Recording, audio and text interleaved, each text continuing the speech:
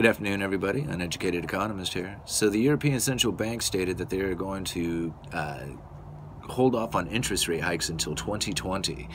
And of course, this means that they're going to keep their currency weak until then. Anytime you ever hear about somebody keeping their currency weak, what happens? There's the flight to safety. And what is that flight to safety? The United States Treasury. It always has been, and it continues to be today.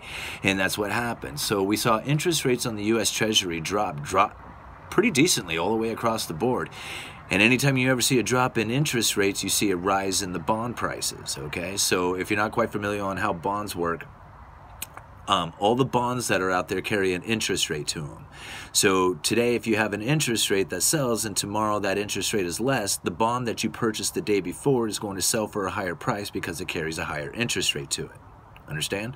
Same thing happens oppositely if the interest rates rise. So a bond today sells for a particular price, but tomorrow the interest rates go up. The bond that you purchased the day before is going to have to carry less of a premium on it in order to make up for the fact that the next bond, the next day's bond, has a higher interest rate to it. Does that make sense? So anytime you ever see a drop in interest rates, all the bonds that are existing out there just went up in value. And this is what the Federal Reserve has been very concerned about, because they want to unload their asset sheet, right? They want to unload their balance sheet and get some of their liabilities back, which is the Federal Reserve notes, okay? So in order to do this, they have to either sell off or just allow their treasuries to mature, okay? And every time they do this, interest rates start to go up, because the Treasury is always looking for somebody to buy their treasuries. And if they can't find anybody, guess what? The interest rates have to go up until they find a buyer.